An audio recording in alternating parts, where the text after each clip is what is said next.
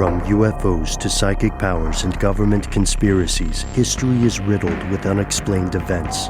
You can turn back now or learn the stuff they don't want you to know. A production of iHeartRadio.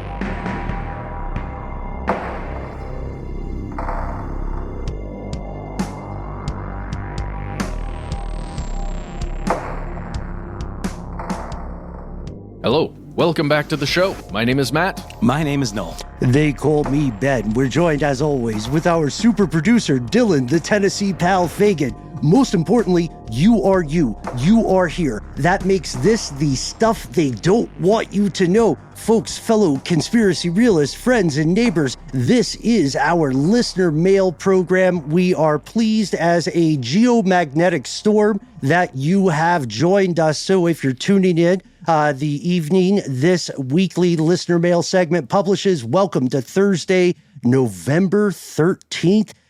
Can you believe it? Did you guys see the Aurora Borealis?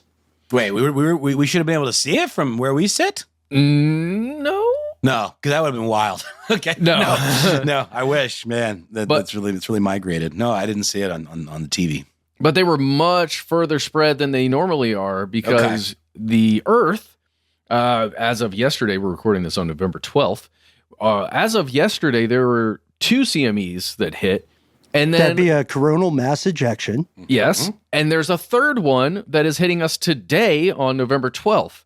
So this is a scenario we've talked about before on the show a while back, but just the concept of the sun sending out some stuff, some energy that messes with the Earth's magnetic thing that it has with going power, on. right? Can't mess with grids and Yes. yeah. Especially in Canada back in the mid-1980s.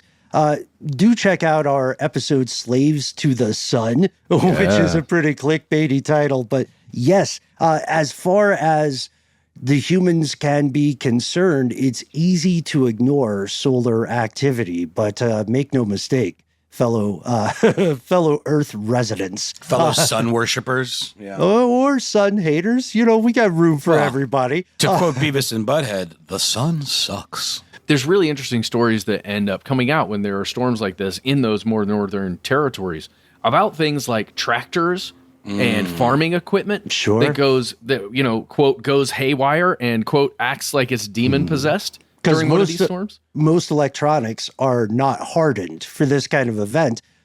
Make no mistake, though, folks, it can happen. It could happen today. Yeah, dude. What is that Stephen King one about the electronics? The electronics going weird. Cell. Oh, okay. And also, this is a cool one.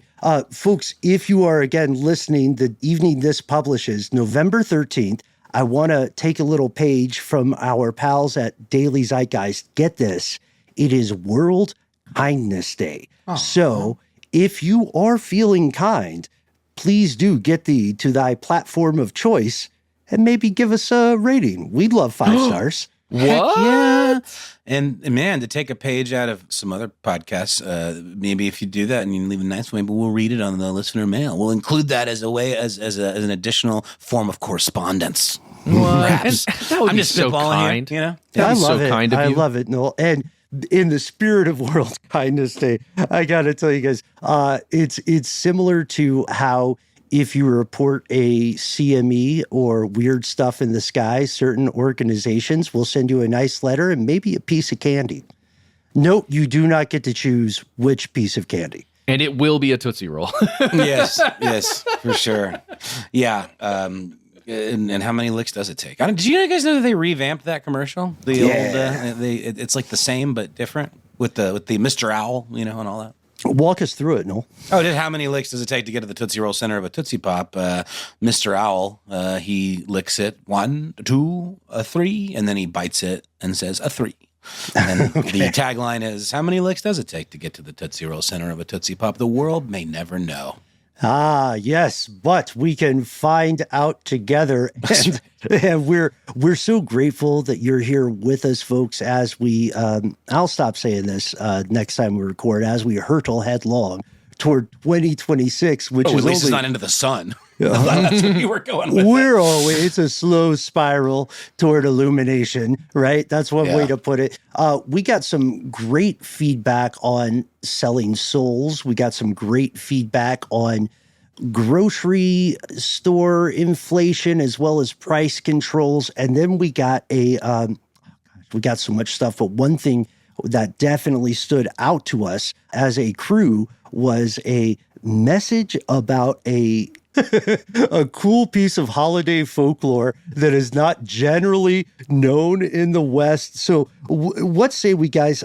Do we want to take a break for a word from our sponsors, find our mistletoe or Christmas catnip, perhaps? Christmas catnip, definitely. And before we get to listener mail this evening, there's one thing that I need. Tennessee, you know what this is. We got to get our rutabagas. Most people want a vehicle that can get them around town, but a select few need a machine built for the road less dug up. Since 1971, rutabaga farmers have turned to the only SUV that gets the job done, the Granston Rutabago. With seating for 13 and 5,000-pound rutabaga towing capacity, you'll be ready for anything. So many people! To top it all off, a 439-inch touchscreen, 1.5-star NHTSA crash rating, and 7 miles to the gallon make it the best in its class. A class of one. That's not very good. The Rutabago. It's time to dig it up. Attractive lease offers start at $3,422 a month for 86 months with $10,005 to its signing. By hearing this ad, you agree to our end-user license agreement, and we have performed a hard inquiry on your credit. Rutabaga is not included.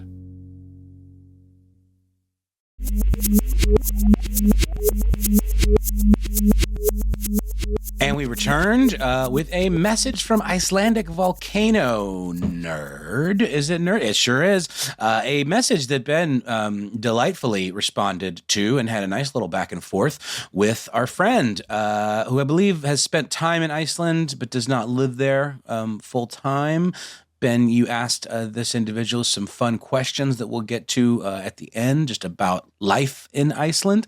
But the crux of the original email is this notion of some pretty dark and depraved Yuletide holiday themed characters throughout folklore there in that part of the world where things get quite dark and cold around that time of year. And most other times of the year, the Yule Lads is something that we've talked about at length on the Ridiculous History podcast. There's a holiday episode about that very topic that you recommended to our buddy, Icelandic Volcano Nerd, from 2022, the Yule Lads terrified children across Iceland. These are sort of a macabre seven dwarfs type situation, each member of the Yule Lads being representing sort of a vice, Ben, wouldn't you say? Like you got your sausage sniffer, your doorway licker. Some real specific kinks there that these Yule Lads have. They're all like verbs toward a thing. Goat sucker. I believe there's one that sucks goats. Yes. That is a chupacabra. It is also true, Matt, but I think the Yule Lads might have the old chupa scooped on sucking of them goats. And all of these things specifically were representative of fears associated with scarcity in this part of the world. The idea that if you had a mischievous Yule Lad coming around sucking your goat's milk, that'd be none for you and your family during these most brutal of months. But Ben, there was another aspect of the Yule Lads, of course, their mother being this demonic giant human eater named Grilla, if I'm not mistaken, who's a cannibalistic humanoid, not a chud, but that didn't dwell underground, maybe in ice caves or something. But gnarly creature that would eat your children if you misbehaved. Apparently had a bit of a familiar in the form of the Yule cat. Ben, do you want to tell us anything you know about the Yule cat? Oh, it's huge. The Yule cat. It's a monster. It's it's on par with the size of Grilla, who is this giant, chud type creature. Yes. There you go. The Yule cat, sorry, Ligers, is the biggest cat around. And bred for its skills in magic. Right. And it's a cat with a toot. And the thing that really pisses off the Yule cat is if it encounters anyone who has not gotten new clothes or new clothing to wear before Christmas Eve. If you don't have new duds, then the cat will get you. That's right. The Yule cat, or Jólakötturinn, forgive my lack of native Icelandic pronunciation, is a fearsome creature from the folklore of Iceland that is said to stalk the countryside, almost like the beast of Godovin. Remember that guy? The inspiration yes, there you go, Jedovin. The creature that inspired the film Brotherhood of the Wolf. This deadly cryptid, basically, that was murdering young women along the countryside there in France. This one specifically stalks the countryside of Iceland during the Christmas holiday season, and it preys on people who have not, like you said, Ben, gotten any new clothes for Christmas. Yeah, wow. It's killing the poor, basically. It really is, man. That's very bougie and prohibitive for those with less means. Yeah. We haven't gotten to the letter yet, but one thing we do have to shout out for any fans of equality right now is that Grilla, the ogress you mentioned, Noel, is more of a Lilith character than an absolute vampire villain. queen. Right, because her husband, a guy named, I can't pronounce it, Lepaduji, he is a deadbeat dad. Not a good dude. He stays at home and he's lazy. Gotcha. And Grilla's out there doing the work. She's out there eating the flesh. You of got to do it. Not only children. pressing it, but eating it for sure. I hope I've made it clear that our friend Icelandic Volcano Nerd is who hipped us to Yule Cat, or Jólakötturinn, and also referencing the Yule Lads. And then Ben responded with that link to that old episode. And now we're getting into what the Yule Cat's all about. The Yule Cat will mete out punishment for those who have not gotten new duds for the winter months, and in the form of death. Seems counterproductive. Wait. So as you were saying, Ben, earlier, and right now, Noel, it will kill you if you don't have new clothes? Correct. Or it will kill you if you don't give new clothes to needy folks? No, if you don't have new clothes. Yeah. Oh, damn. And like a lot of folklore, it is preventative, right? The idea here is to remind parents, and I don't know, it is seemingly going to affect the kids more than anybody, to get new clothes, woolens, to dress properly for the incredibly cold months of winter. It also weirdly is sort of like an antithesis to the idea, or I don't know, not antithesis really. It is a punishment for not being generous around the holiday season. But to your point, Matt, you'd think it would eat the parents, not the children. Yeah. Come on. Why are the children always got to suffer in these freaky folkloric murder tales? Well, it's an inhospitable climate. Child mortality was pretty out the window for a lot of Iceland's history. That's right. The idea is scare the kids when they're kids, and then by the time they're adults, they're going to remember. That's right. They will. You got to beat it into them when they're little. The tale was traditionally used by farmers to encourage their workers to complete their wool production. Now we've got a little extra wrinkle. It's about big wool. Yeah, for targeting the poor. Those who worked hard were rewarded with new clothes, while those who didn't were threatened with the Yule Cat. Almost like Donald Trump and his promised bonuses for air traffic controllers who stayed the course. But if you didn't do it, then you're on my list. You're getting a coal in your stocking this year, air traffic controllers. Those who worked hard were rewarded with new clothes, while those who didn't were threatened with the murderous rage of the Yule Cat. Dang. And like a lot of these, super effed up early versions of things like Grimm fairy tales and all of that, it's been sanitized a bit for the modern day. The tradition to this day of getting new clothes around Christmas in Iceland is a big deal, as it is in a lot of places. We go get new sweaters. We have a lot of clothing, gift-giving rituals here in the States as well. However, of course, true belief in the Yule Cat is likely pretty low. Today, it symbolizes the importance of generosity. One way to appease this mythical cryptid is to give new clothes to the less fortunate. To your point, There is right, an aspect good. of charity to it as well. Little adjustment. Yeah. You can't, of course, with that historical game of telephone. And speaking of that, we do have a pretty badass illuminated sculpture of the Yule Cat that you can see in a square that I'm not going to attempt to pronounce the name of in downtown Reykjavik during the holiday season. So, yeah, it's one of the pets of Grilla, the ogress and mother of the Yule Lads. So a bit of a familiar, helping to spread terror amongst the less fortunate children of the Icelandic countryside. So, man, huge thanks. I got to read the letter. Gosh, we did it in reverse here. I'm just going to go ahead and read it because we've got a few fun little back and forths that you had with Icelandic Volcano Nerd. I recently took my 4th trip to Iceland and saw all the seasonal decor of the upcoming holidays out and about. I'm not sure if you've heard the folklore about the Yule Lads, more specifically the Yule Cat, which is a familiar of the Yule Lads. The tale behind it is quite entertaining, in my opinion, but a fun tradition nonetheless. Something funny about a festive cat preying on children if they don't receive new clothes for Christmas. Anyways, that would be a cool, fun thing to cover towards the holidays. And boy, were you right. To which Ben replied with some fun questions about Icelandic Volcano Nerd's time in Iceland. Ben, you said, we'd love to hear more about your travels. It's been on your vacation list for some time, thanks to the Yule Lads. None of us have been to Iceland, to my knowledge as well, Ben.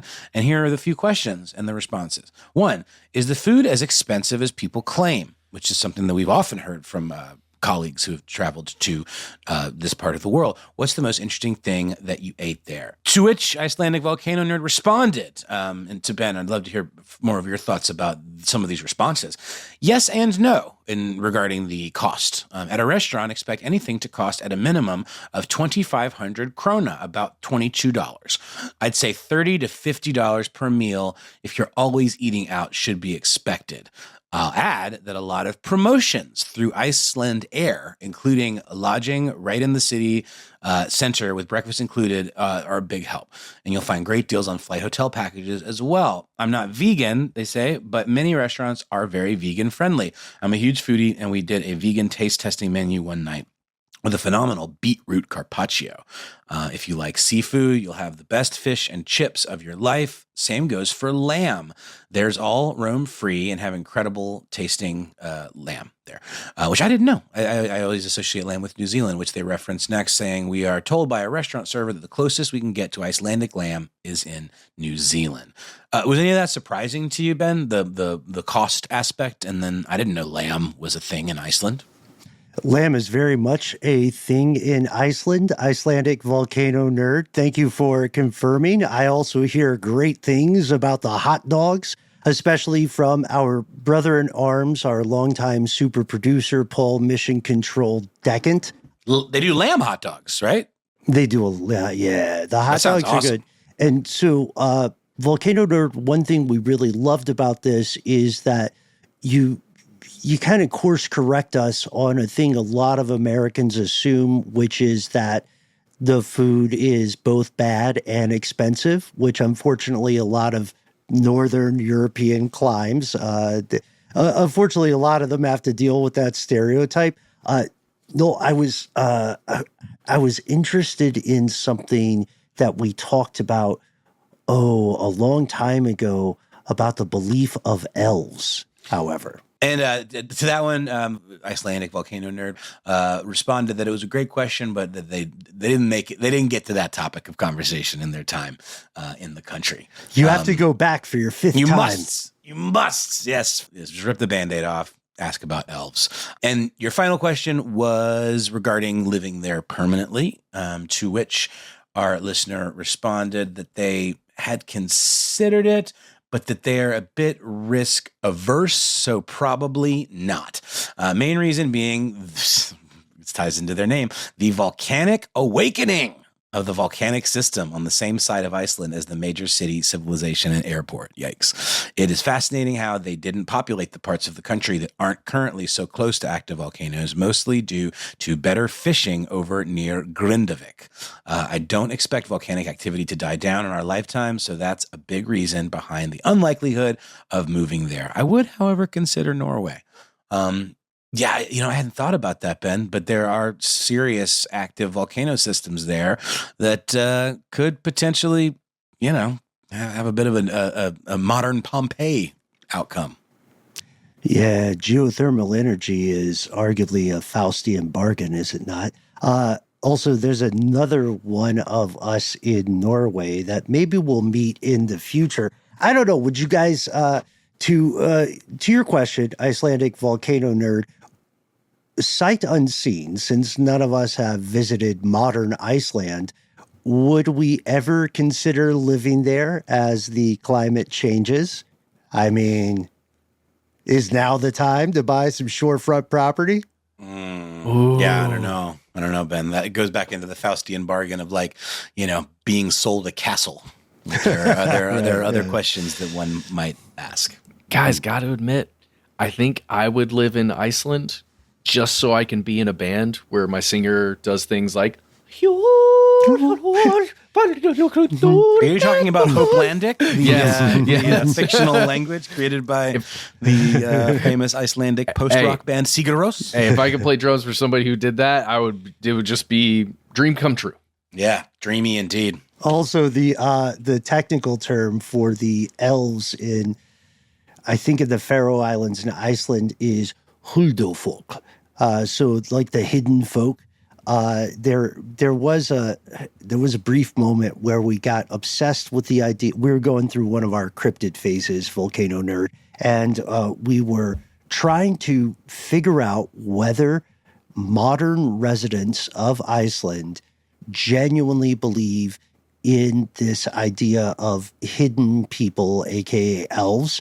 And one of the reasons we asked about this is due to a couple of different surveys that went out where people purported to believe in these supernatural beings. And then the fact that sometimes construction projects get moved around sacred sites like sacred springs or rocks. And they don't say, hey, it's nature preservation. They say, hey, we can't mess with these elves. That's one thing we've learned over time, historically. Don't mess with the elves. Don't do it. Don't do it. We're at best half elves, I think. But yeah, I don't know, man. It'd be kind of cool to move to Iceland, or maybe it's just fantasy. We'd have to check it out first. Guys, we've been international earlier this year. Why stop now? Do we want to go to Iceland? I think we're going to New York later. Do we want to go to Iceland? Take a little stop off. Yeah, I definitely want to go. I've got a handful of friends that have been and said it's gorgeous, and I too am fascinated by the pop culture of Iceland for various reasons. This is not to say that Iceland and Finland are the same, but there is a Finnish film that you've mentioned often on the podcast, Ben, Rare Exports. Yeah. It is a really good holiday kind of hidden folk kind of story. So do check that out if you're interested in that type of lore. Well, thanks again, Icelandic Volcano Nerd. We're going to take a pause, hear a word from our sponsor, and then come back with more messages from you.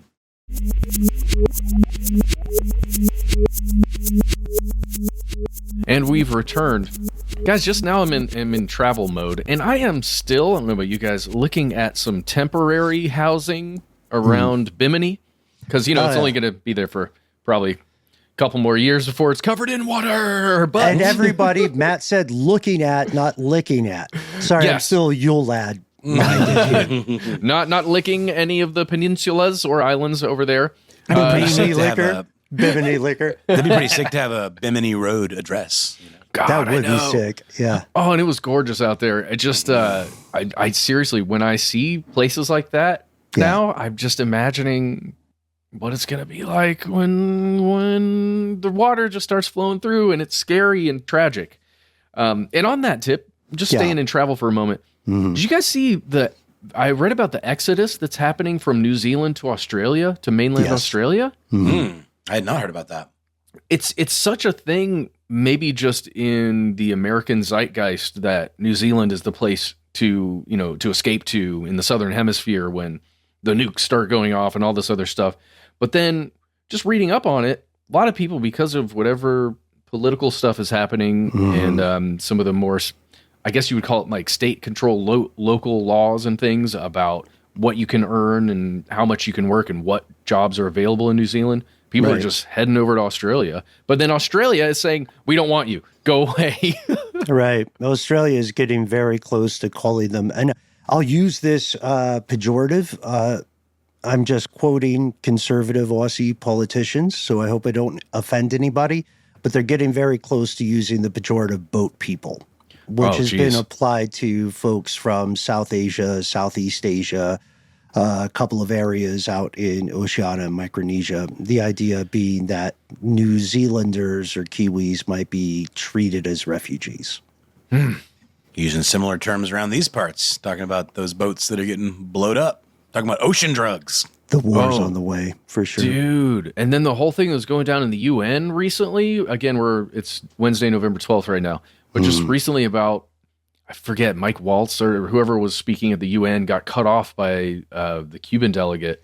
This isn't a signal chat? Yeah. That was intense. No, I mean, really. Absolutely. And they were speaking on the very thing, like just all of the droning, bombing, extrajudicial killings of human beings on boats that, supposedly are drug traffickers that end up in the bottom of the sea. Purportedly, also, it's super messing with already eroded intelligence cooperatives across the world. The UK pulled out. They said, no more tasty secrets for you. Can you seriously, Ben, I thought about you this morning when I read that news about the secret sharing, the intelligence sharing, just that the United Kingdom, perhaps the primary ally of the United States, like getting cold feet when it comes to what they're going to share with us. Yikes. Yeah.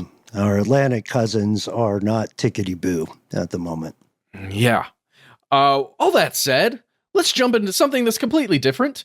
First of all, let's go with a message from Inconspicuous that came in pretty recently, but I believe it's speaking to an episode we made about near-death experiences with Dan Bush, friend of the show, director, creator of Alive Again.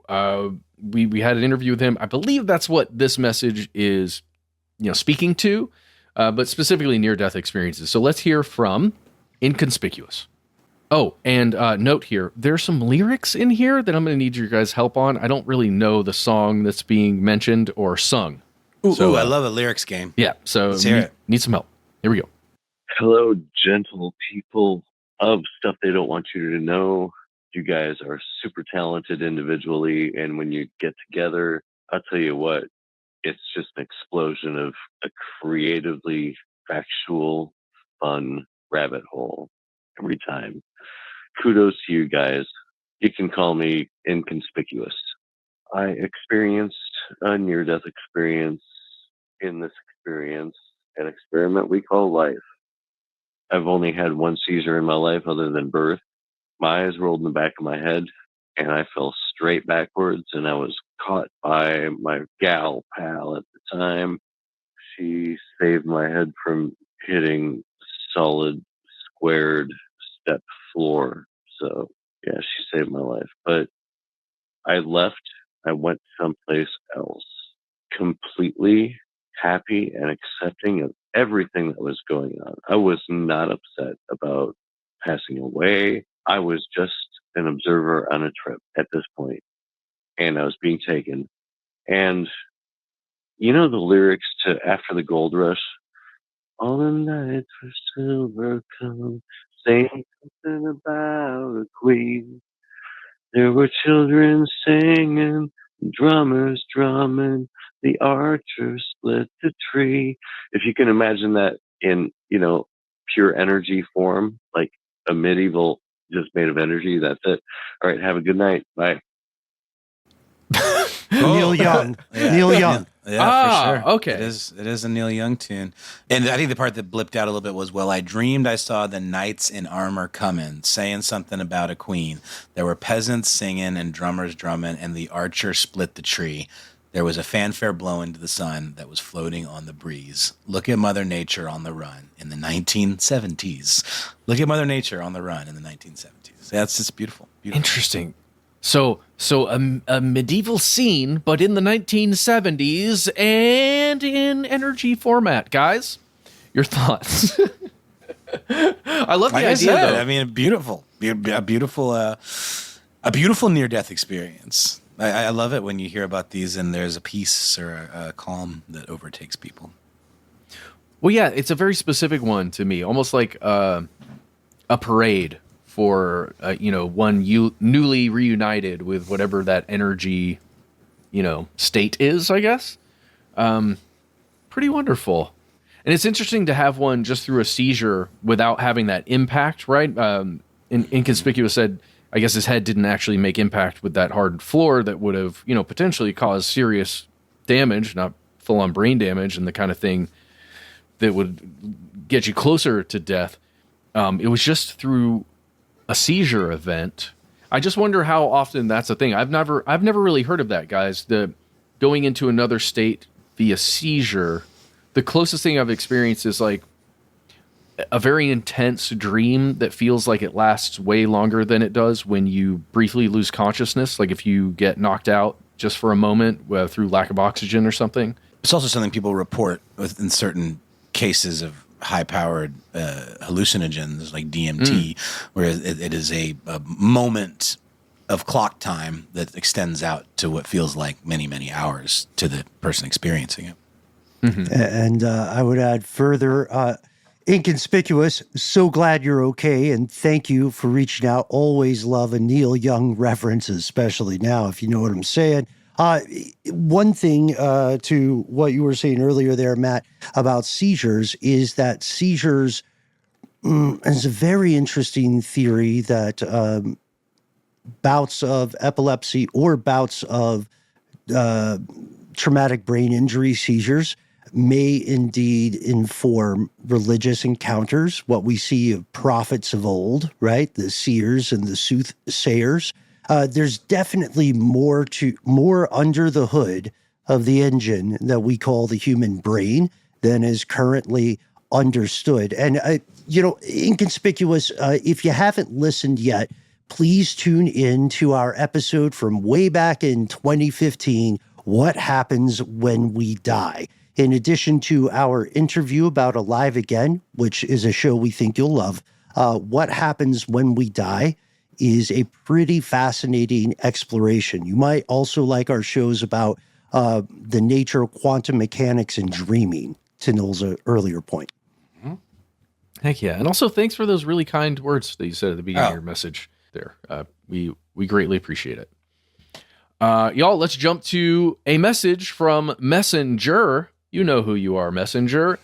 This one is regarding the discussions we've been having about grocery stores. Been having them for a while now, talking about the various things that are going to happen in the giant conglomerate companies that give us all of the glorious food that we, need to survive. So here we go. Let's jump to Messenger. Hey, Matt, Noel, Ben, Messenger here. I just listened to your strange news episode about grocery stores conspiring against you. You talked about them raising prices for rich people, and I think that's the exact opposite direction it'll go. Think about supply and demand. Go back to your beans model. A can of beans is much more important to somebody who maybe can't afford something else. So that price is going to go up on that person who really needs that can of beans.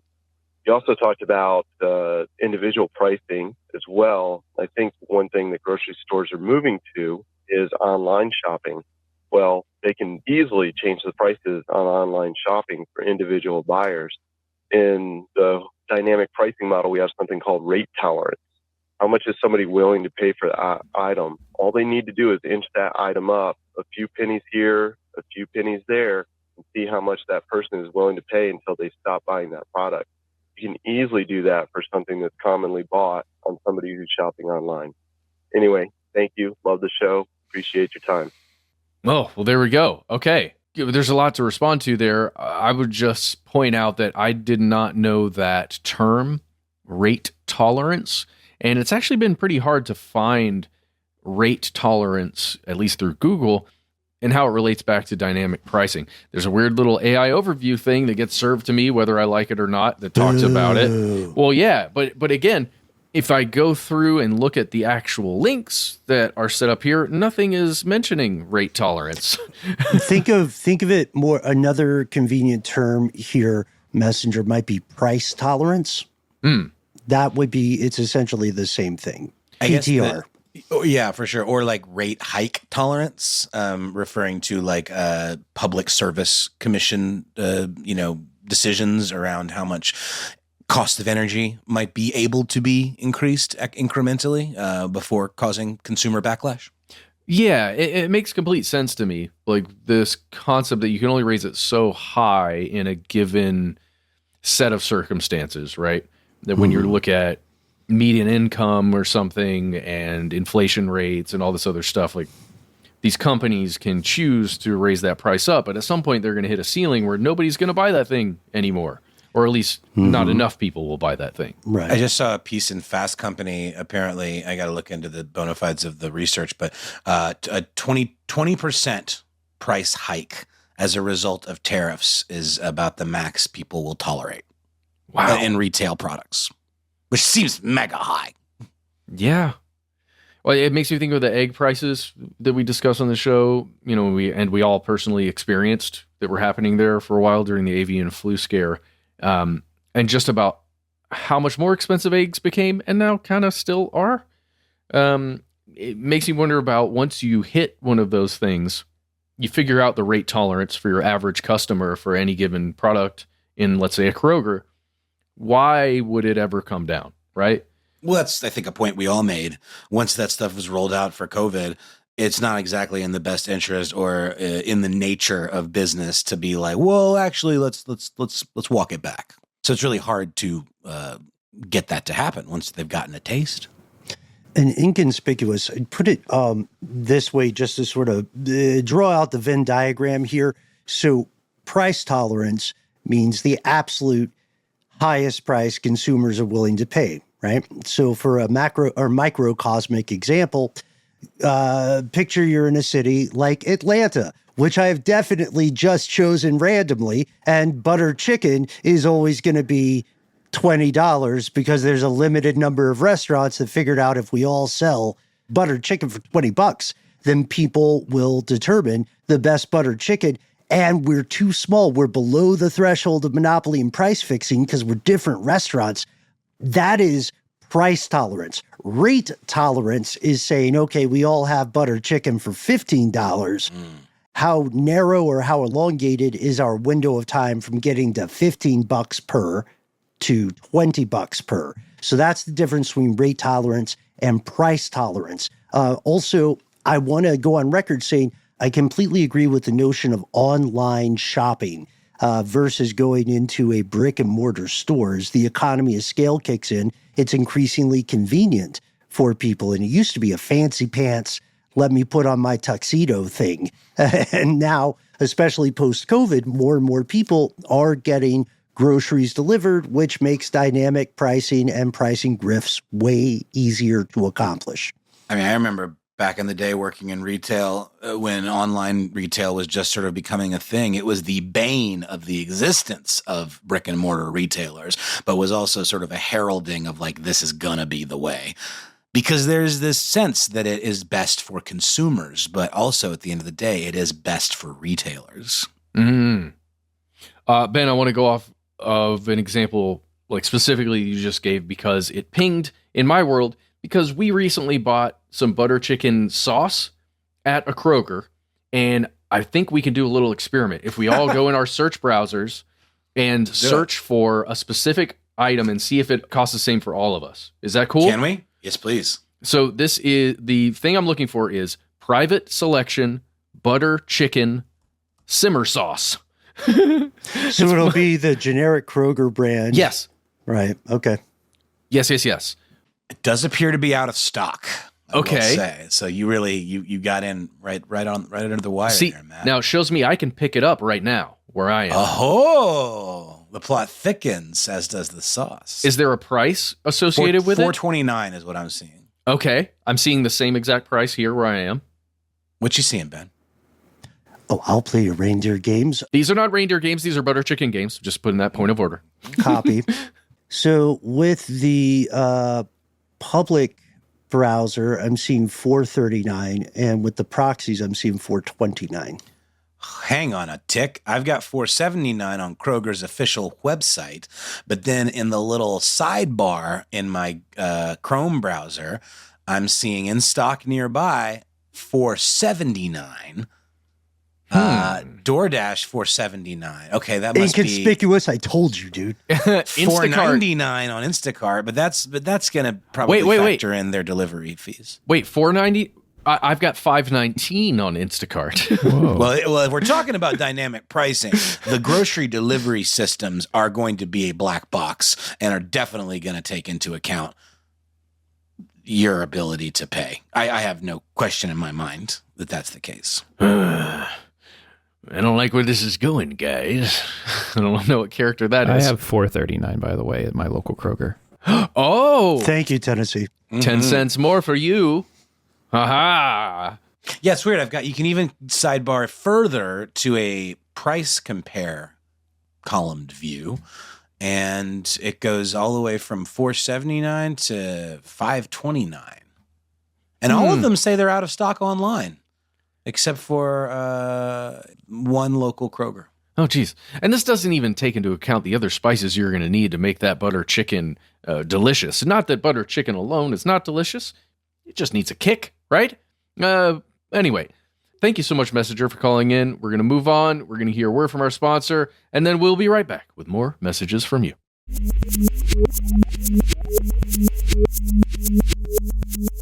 Guys, we've returned, and before we do the last act of our weekly listener mail segment, wanted to share some breaking news. The world's largest aircraft carrier, which Uncle Sam owns, has been deployed to the Caribbean. This may not be the best time to get a Bimini Road address. Is this a negotiation tactic? Is this, as many of our fellow conspiracy realists have asked us earlier, is this a move toward a upcoming war? I've got to tell you, shout out to Chance, who asked us the following. The bottom line for starting a war to secure the democratic erosion of the United States government seems pretty far-fetched, but does it? These carriers are serious business, you guys. You can't just willy-nilly put them around. Or can you? I don't know. Can you? No. And something's been really helpful for me to visualize this is our little journey we took on a cruise liner. If you just imagine the size of that thing, right? The weight of it, how fast it can travel. I'm imagining now just the sheer size and speed of an aircraft carrier and how long it takes to deploy something like that. I'm assuming, Ben, it would take a long time. Well, we're going to see for sure. That has nothing to do with anything. It's just breaking news on November 12th, and we'll see how it goes. There may be an episode about war in the future. Spoiler. Not to be too Judge Holden about it, but there's always war. It's a very human thing. Let's go to Miro from Canada. And Miro, you specifically, you had something that stuck out regarding food price conspiracies, a recent episode we did that I believe speaks to our earlier conversation. So, Miro, you say, I'm catching up on your podcast. And regarding your episode about the food price conspiracy, you guys mentioned price controls. I am currently traveling in Europe, and several of the countries I've been in have this same issue. They have tried price controls, specifically Serbia, Hungary, and Romania. The ultimate outcome is prices drop for a month or two, and then prices return to their heavily inflated levels after another month or two transpires. A 2-month drop, 2 months later, tickety-boo, which I said, not you, Miro. I just like the phrase. So multiple people, you say, Miro, have told me that essentially when price controls are brought in, the logical outcome is an election is around the corner, as multiple times they've been done for a government to maintain support or regain support through an act of propaganda. Now, I want to pause there. That's why there's a method to the madness. That's why I'm setting up the idea of war before an election or to stop an election. Price controls could be a very similar thing. And Miro, you are telling us that locals told you this happens before elections in European countries. I don't know. I think it reminds me of our gas prices conversations, right? That's one thing here in the United States, for anyone unfamiliar, that's one thing that always goes to the forefront in recent decades. You got an independent, a Democrat, or Republican running against each other. Whomever is currently, king of the hill at the White House is going to get, what are those dumb political words they use in bullshit articles? October Smeared, surprise? Hammered, kapowed over gas prices. God, I love all those sound dirty, especially the October surprise. Yeah, I see that. I could see that as a thing. I don't know that I've personally seen it here in the U.S. though. But I know that the talking points become, look how low the gas is right now. Look how great the stock market is right now, and all that. So you need to vote for the incumbent, whoever's in there.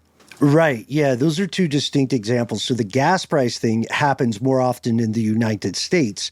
The grocery store or the food price thing, that grift occurs more often with our friends across the pond. And the reason it can't really occur here is because entering in price controls in the modern political climate for the United States would be political suicide. For anyone proposing it, it would have too many shades of Soviet-era stuff that could be weaponized against anybody acting in good faith. And we do know that there have been price controls in the United States time and time again, historically. Let's think about, let us never forget our favorite secret cheese cave, right? And, let us never forget price controls put on things that went the wrong way in U.S. history, like the Great Depression. We had people pouring out milk. We had people slaughtering pigs in the countryside while innocent folks starved in the cities. It's a very dangerous game. It's very, it's like if Mousetrap wasn't fun. And I don't know how much fun Mousetrap was. It takes forever to set up. I always just like triggering it. I never actually played the game once, I don't think. But Ben, does this figure in any way, this idea of price control, into like all of the hullabaloo made about what the Fed does and a lot of like pressure on the Fed to lower interest rates? And is that a form of price control? Like, is it effective? It's a great question, Noel. And I love that you're posing this because maybe if we think through analogy, the federal control of the basic rate, the lay of the land financially, the Fed control there is less like directly controlling the cost of a commodity, good, or service. Think of those as individual faucets, and the Fed's control of the rate determines the water pressure. Mm-hmm. I am weirdly in love with that analogy. It is so imperfect. But it's the closest I've come to wrapping my head around it, so thank you. They change the water pressure. That's it. And empires rise and fall off of it. I don't want to sound too specifically on one side or another, but I think we can all agree that price controls in an unnuanced way can be disastrous, especially if antitrust laws hold. Now, if we're entering an era similar to the Gilded Age, right, where one entity can control all of a given thing in a market, then maybe price controls do need to exist, and unfortunately, this country is rapidly heading toward that horizon. You know what we need, guys? Yeah. We need $2,000 a month for every American.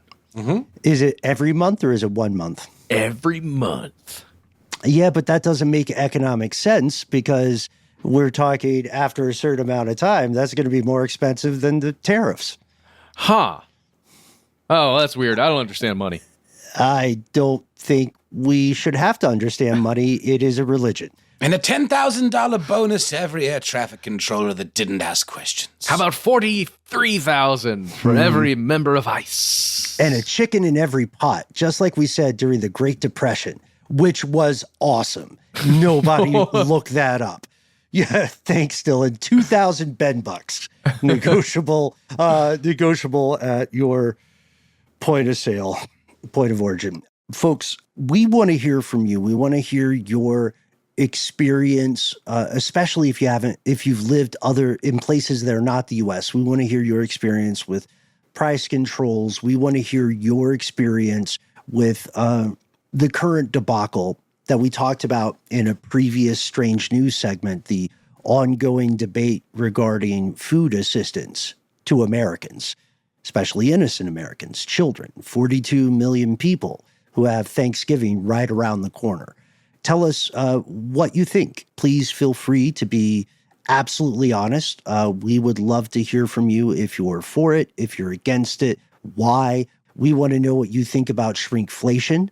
That's a huge thing. That's a little sneakier than a straight up price hike. We can't wait for you to tell us your experience with these episodes and what's going on in your neck of the global woods. And guys, gents, my fellow Americans, if it's okay, I would like for us to end listener mail on a real quick letter from home. Oh, please.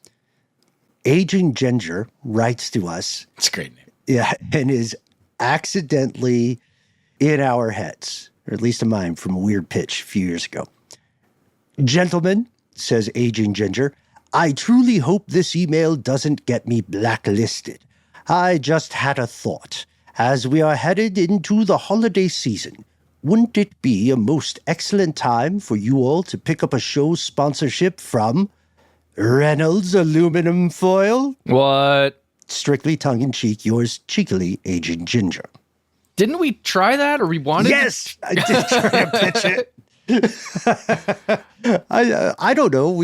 I think when we were first pitching that to each other, we had that moment where so we're not the average bears, right? So we're cut from a different cloth, and that sometimes works for us, and it sometimes puts us in awkward situations in calls with our bosses. I'm thinking specifically of the time we pitched aluminum foil to someone who told us, no names here, but someone who told us, you guys, blue sky it. Anything is up. Anything. Just give us your best ideas. And they loved the idea too, right? They loved it. And like Reynolds Wrap, hit us up. I love it. I recall that after we sent the ideas, we had this meeting of the stuff we were most excited about. We diplomatically got told, yeah, guys, again, if you look at the earlier email, we said send your best ideas. Are these your best ideas? And we were like, yeah, who doesn't use tinfoil? Okay. Look, we got a couple assignments for you. We said it at the top of this episode. Please leave us a review wherever you're listening to this. The second assignment, go to our Instagram, Conspiracy Stuff Show, and go back to March 17th, 2023, and watch the reel that features our own Mr. Ben Bolin with a lot of aluminum foil. It's incredible. It is worth your time. It's a commercial that did not make it to the Super Bowl, but we hope you enjoy it. We also want you to know how much we enjoy hearing from you. So thank you not only to Aging Ginger, who is a brilliant advertiser, but thank you to Miro, thank you to Inconspicuous, to Icelandic Volcano Nerd, and of course to Messenger and everybody else. Picture us in a weird triumvirate or quadrumvirate, a word we're just going to churchify here, Uncle Sam type of sign pointing at you directly, you specifically, and saying, join up with us, join stuff they don't want you to know. Give us your thoughts on any and all things. You can always send us an email. You can always give us a telephone call. You can always find us on the lines. That's right. Find us on the lines. The handle Conspiracy Stuff, where we exist on Facebook with our Facebook group. Here's where it gets crazy: on X, FKA, Twitter, and on YouTube, where we have videos for you to peruse to your heart's content. On Instagram and TikTok, however, we're Conspiracy Stuff Show. We have a phone number, and you can call it and reach our voicemail line. It is 1-833-STDWYTK. Quick story, guys. Love that we're talking about aluminum foil. My son and I have been listening to a lot of Weird Al lately. Guess what our favorite song is? With aluminum foil. Yes, it is an incredible song. Why don't you call in and tell us your favorite Weird Al song or your favorite song related to aluminum foil? If you want to do that, you can. Told you how to do it. If you want to send us an email, you can do that too. We are the entities that read each piece of correspondence we receive. Now, folks, we went over a lot of stuff today. I would love to hear your favorite kind of specific holiday folklore. No spoilers, but write to us, and it may end up informing a bit of an adventure here at the end of the year. Conspiracy at iHeartRadio.com.